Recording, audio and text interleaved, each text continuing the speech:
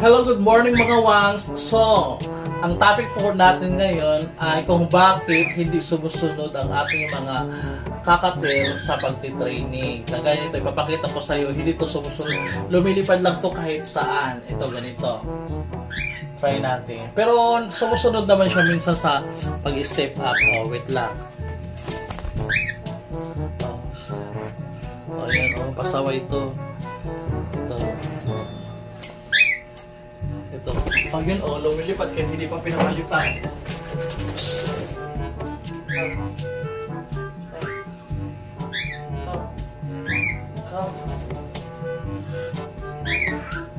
Ayan, mga wax, nakita nyo?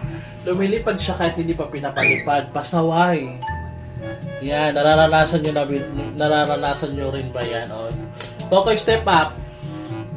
Kokoy, step up. Kokoy, step up. Good bird. Yun, sumusunod siya kasi nga wala man siya magawa. Ito. Try ulit natin.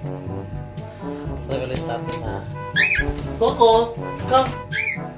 O, pero pasaway yun kasi nga hindi pa siya pinapalipad, lumipad na. Yun bang nararanasan nyo? May solusyon ako dyan, no? Kaya, ayan, lumipad na naman. Lumipad na naman. Hindi pa pinapalipad, lumilipad na. Oh, stay. Stay. Stay. Stay. Stay. Koko, come. Oh. Mabalik sa ano.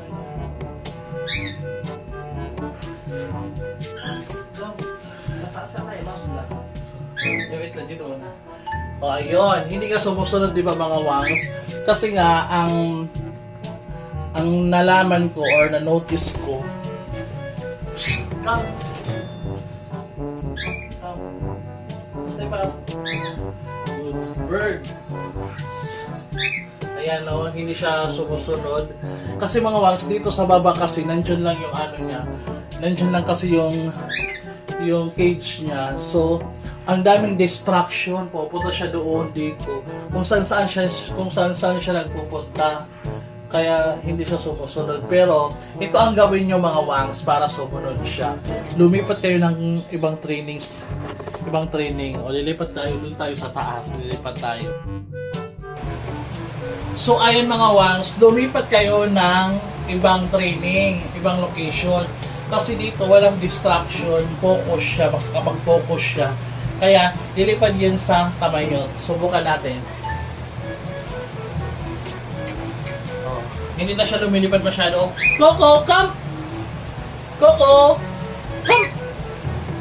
Coco! Come! Oh, ayan! Di ba mga wangs? Sa akin siya pumunta. Di ba doon hindi nakikinig? Lumilipad agad. So yun ang tiktik mga wangs para sumunod sa inyo yung mga yung mga alaga nyo ganito. Kahit anong ibon, kapag nakakaranas kayo ng mga ganyan, so gawin nyo na. Hindi na, medyo pasaway pa din. Pero at least sa akin na dumadapo kasi doon hindi sa akin dumadapo. Coco, come! Ganon. O, diba? Isa pa.